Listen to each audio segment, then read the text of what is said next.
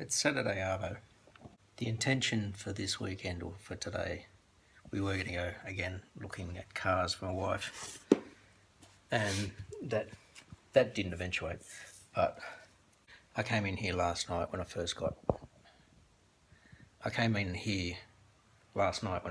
home, mixed up another seal coat and swept the screed and then sealed it again, just so that wasn't loose and dusty. And then the plan was, because we're going to go out to look at cars, that I'd work down here tomorrow. Anyway, we're going to go out and look at cars tomorrow. So I came down here, and by this stage it probably wasn't until about midday. But I mixed up kind of like a render mix using the Bondcrete and cement, and just making up a really thick but smooth cement. So you can see here, I've been basically troweling this, and it's yeah, grab the trowel. Well, it's really quite firm now. The first mix I did, I ended up buying some more cement because I didn't know how much I was going to need, and as it was, I used maybe 2.5 bags. But the first mix was nice and thick, nice and smooth, and that was that far end. But I haven't been able to get back on to re-trowel that. But this, I don't know if this is really the greatest method, but it gives you a really tough, smooth, and because it's been mixed with the Bondcrete rather than just water, it makes it very plasticky. And so I've been able to get right up. This is where that the powder room is going to start, and I've only gone as far as where the laundry area is going to end. And like I said, that space is going to be cabinetry, and having that has actually helped, because it meant that I could walk across here on this bit of timber and then get up the end to try and do some troweling. The only spot I haven't been able to trowel to give a bit of a better finish is just there. So about halfway between the two piers and out to about here and up to just under where this sink is. I haven't been able to re-trowel that. Now this area here, because this was only really thin, this is, I'm leaving a handprint on it, but it's firm-ish. I could technically lean out and trowel a bit of that. I did that from the other side, so leaning in and troweling, leaning across and troweling. That's how I managed to get all the way across there. And I just can't get there. And I do have the big bull float, but because this has the Bondcrete in it, it's a lot stickier, and the bull float tends to stick a lot more, and in some cases it has sort of grabbed thicker sections. So I'm working more with this one. But it's 4:30 now. I'm going to let this set up a little bit and then come back and re-trowel it a bit more. Didn't even think to set the camera up, because when I was doing that prep and screeding that sort of stuff, I had the camera up on top of the water heater. I didn't even think of it today because I came down so late and I wanted to try and get this done. This isn't meant to be the finished floor. This is so that we can put a nice, not sure whether we're tossing up between tiles, lino, and bamboo flooring. I think we're going for the linoleum because that's probably going to be the easiest. Not necessarily the cheapest here in Australia. And that's one thing that my wife says, yeah, lino is the cheap alternative over in the States. Once this is done and we've got a floor, I'll start coming in and putting some timber framing along this wall so that we can hang cabinetry, because the cabinetry is going to be there. So frame that wall, do some framing along this wall as well,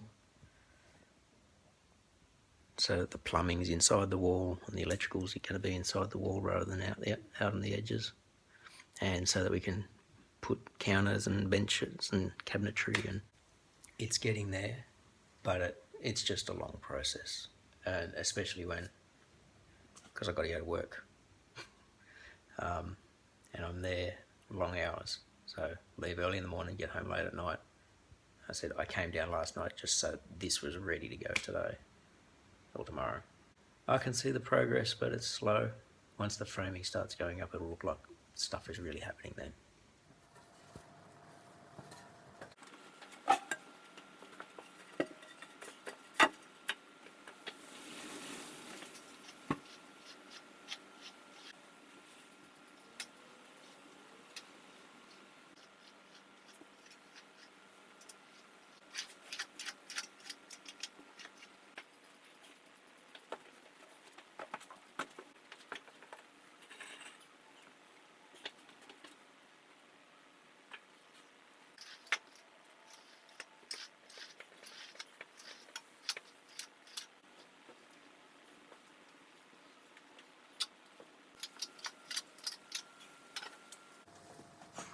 It's interesting, I had a bit of concrete left in the wheelbarrow. This is an old light fixture I'm going to use as the form. Give me a squarish top stool. Slightly different view this time, just to kind of show you. I've packed up for the night, and so the only thing that's left to come in here is the mulcher just before I close the door, because that sits over here near the door. And this side where all the garden tools and stuff are, this space in between the bikes and the rolling cabinets that I've made, and then here I am at the lathe. It's pretty crowded still, and I've still found some stuff under the house that I've been bringing out, and so it's getting crowded again. Did that second layer of the concrete, the smoothing layer over the top of the screed, and that's looking pretty good. I chucked the level across it lengthways, and I think I can still see a tiny dip at the far end. This end's looking pretty good near the doorway. I'm thinking it's probably a good idea to maybe start doing the framing once that's dry, so I can get the cabinetry and stuff in, because I think that's all got to go in before the flooring, because I don't want to put the flooring under cabinetry that is going to be completely installed. I'll be using the adjustable levelling feet for all the cabinetry, which I know I've got some lying around because I saw them when I was cleaning up. I'm obviously going to need more, but they're the type that cabinet installers use, and windable feet.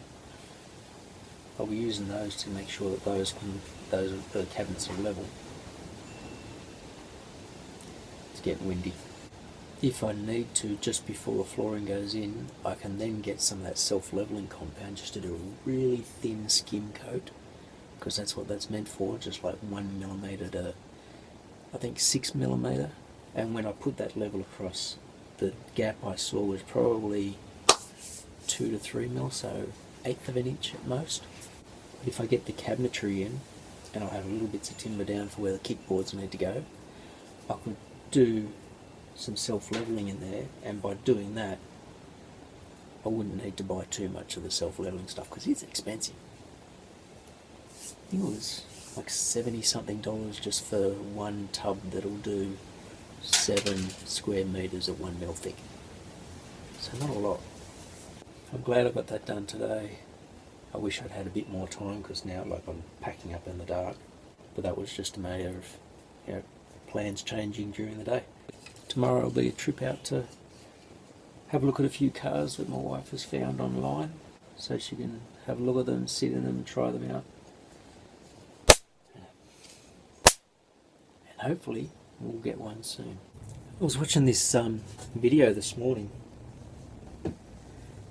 by Sparky 415, Everything's Adjustable, and it was just a little restoration video of a old tin metal money box that he was doing. But I just spotted in one of the shots, like he's got one of these bench vices. One of these things like I've just got here on the edge of my little drill bench. Like I've screwed this to here, or bolted this to here. And in his one, it looked like he had one of these bolted to a giant disc brake. So it had weight and heft to it to sit on the bench, but he could move it out of the way. And I've got a couple of disc brakes from the Suzuki when I replaced those, and I didn't get rid of the other ones yet. I know I've got plans for one, which I'm hoping to get onto soon so I can show everybody for a project. But the other one, because I still have another one of the vices that came off this big bench, because there was two, and being able to put one onto one of those would be great, to be able to try and use outside and something like that. Still so much stuff to do in here, but anyway, one of the things I did today, which I'm going to do as a separate video, had some leftover concrete, trying to make another little stool top with a twist based on some other stuff that I've got lying around. I'm hoping that it works. If it doesn't, no loss, because the stuff I had I was going to be scrapping anyway, so it's just a small piece of pipe that's going to be wasted, but I've got a good feeling that it's going to work. Time to finish locking up and go inside. Had the GA come up to me today and asked me if I'd had a look at the cafe door. You can notice trim's missing from the outside, and this has all been smashed and cracked, and there's a giant foot mark on the inside of the door. It's looking like a student at some point, because upstairs is all locked up because that's where the cafe is. But somebody, because kids have done it in the past, they've climbed up here, they've gotten in there, maybe to get a handball or something that might have bounced in there, and then instead of just climbing back out, they kick the door open, break in the door. So there's a repair I've got to do. Down in these sections of the shelves, I've got some little toolboxes and some things down the bottom, but this one here has some old thread cutting tools and giant bolster things that have been made together. But I had a feeling that I had seen, and yes I can,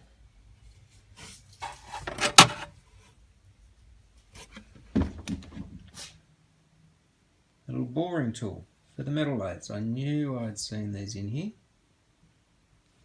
So there's probably a couple. I'll have a look through those so that I can get on with that little experiment of mine. Beautiful. So I found 4, which makes sense because there's 4 lathes, so they do have, some of them do have the high-speed steel cutters in them already, and that one there has the right angles for a right-hand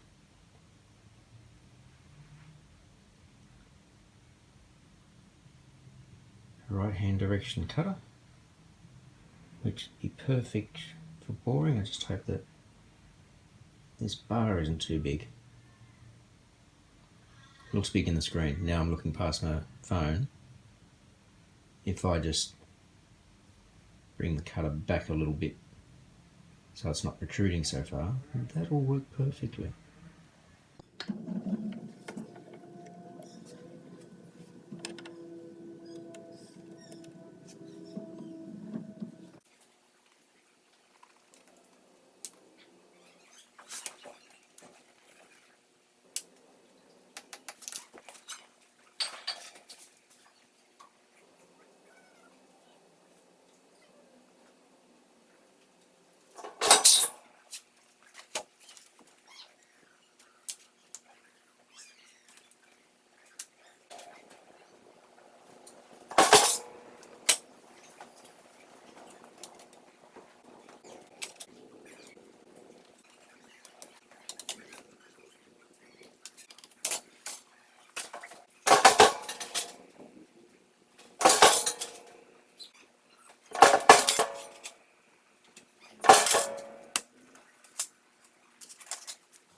Okay, so I've got year 8 this afternoon, last period. It's period 3 right now, and I'm not on class.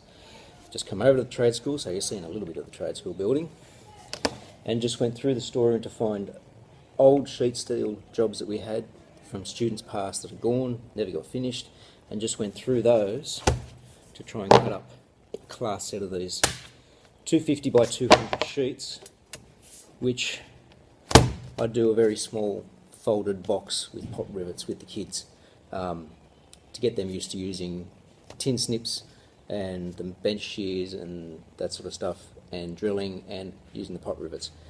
So I usually do this with paper first. We do a folded up version of paper, and then we'll do this. Last period Friday, we'll see how they go. They might just want to work on their dog tags, which we're doing with the aluminium, which was, where's my one? Just something like that. Cut it, shape it, file it, polish it up, do sanding processes, use the letter stamps, then I give it a buff for them on the buffing wheel. So that's one thing they're working on at the moment. They might just want to finish that, and it all depends on who's here last period Friday. We'll see. Discovered a bit of slack in this machine. You can see the carriage moving there. And it gets a bit of pressure on the inside while I'm doing that, using that boring bar. I'm going to have to adjust that, get that tightened up.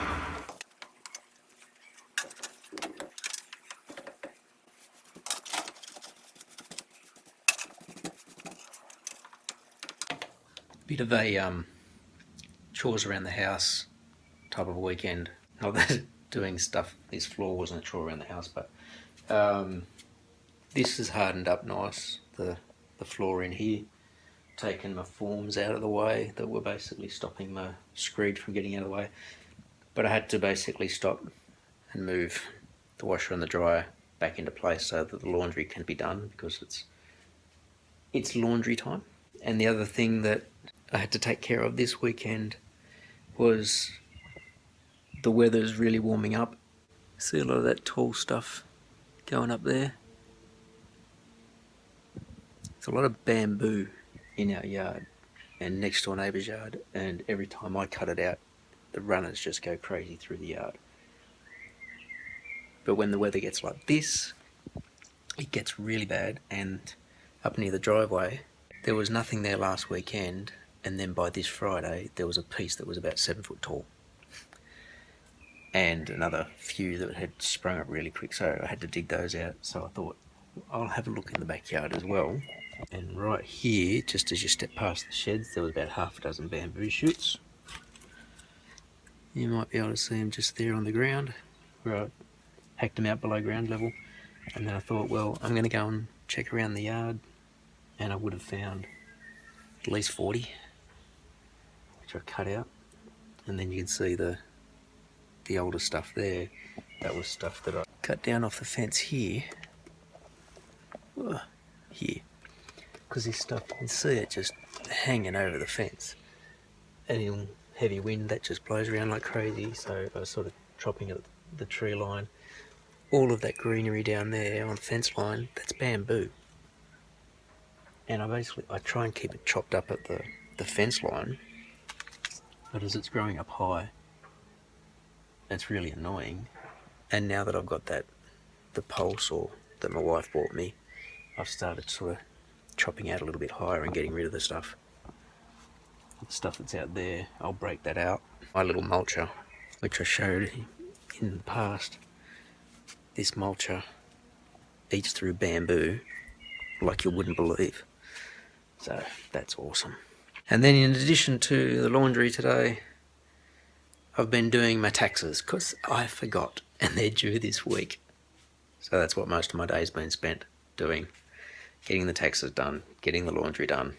I'll get ready for work tomorrow. Slight reorganisation of the tiny space I've got here in the yard at the moment. Just move the mixer there, because it usually sits there, but then I can't get into the workshop properly. And that's now there, because the old laundry tub is sitting over there, because it's going to get scrapped. Just received a steel delivery this morning. Some 8x4 sheets of 0.55 millimeter gal steel. Not happy about that bend, but there's 10 sheets here. Let those put away.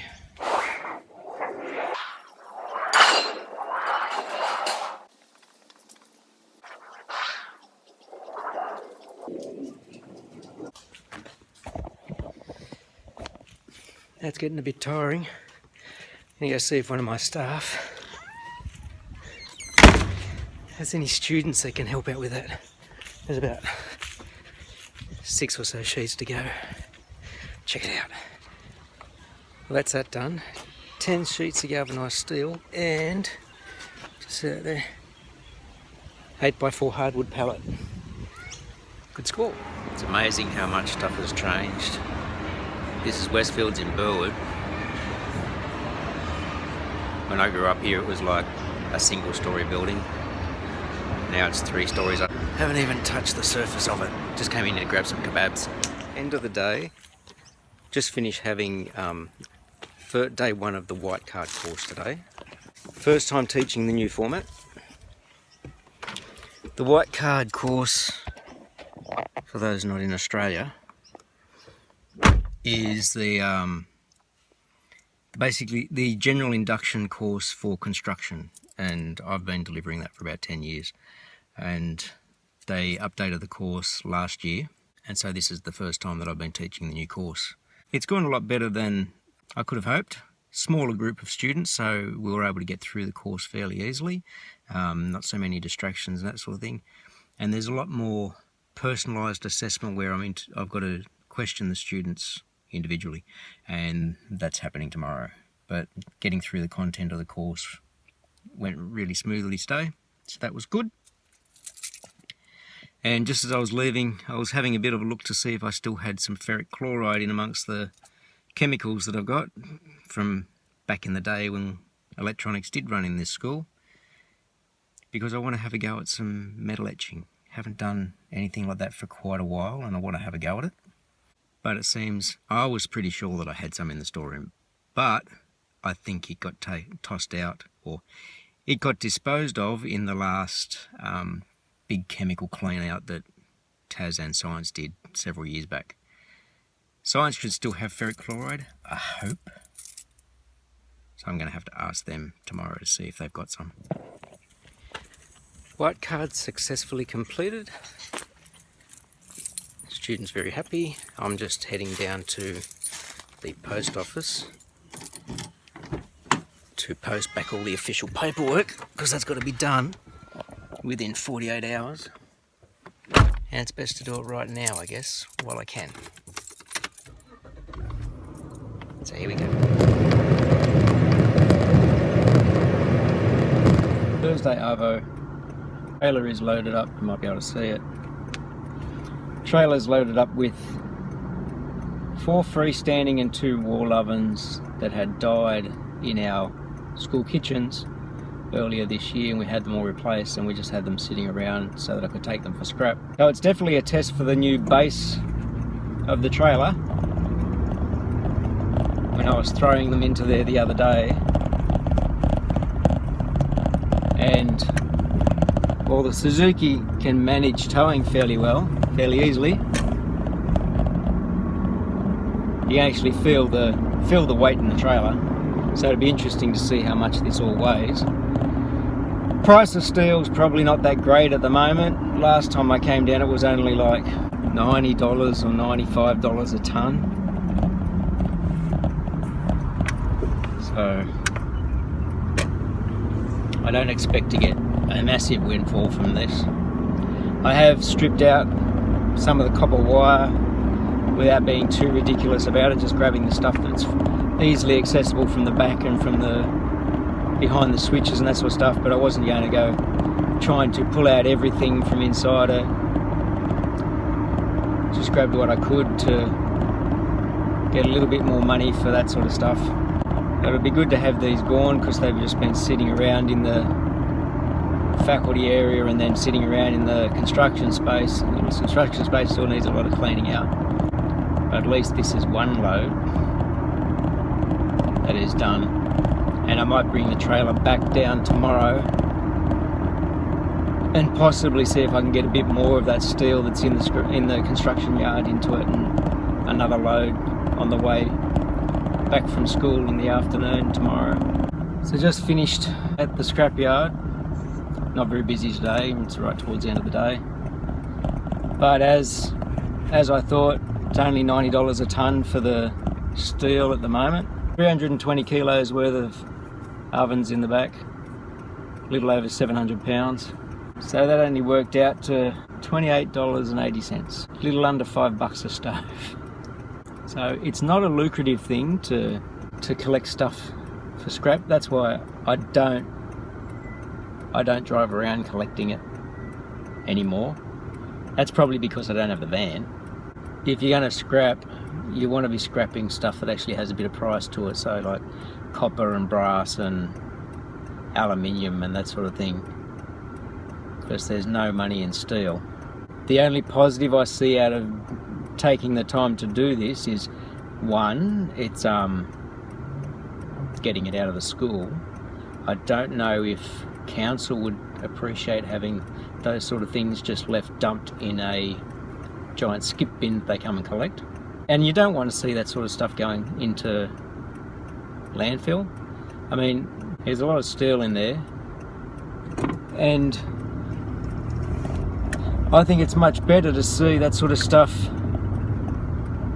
get recycled and turned into new steel and new products and stuff like that. That's my view on that. It's the same with when we were getting rid of a stack of tyres before. You could either take them to the tip and have them dumped, and they just chuck them into the dump, into the landfill. Or we did what I did and took them to this tyre recycling place. I had to pay for them to be recycled, but they were being recycled and turned into other products like softfall for playgrounds and brake pads, and they had a whole list of stuff that they get used for. So the idea of being a recycler for me is not so much for the money, although every little bit counts. It's the idea that stuff isn't going to waste. It's not just being thrown into the landfill, which there is a limited area of. Try and reduce the amount of stuff to go into landfill completely.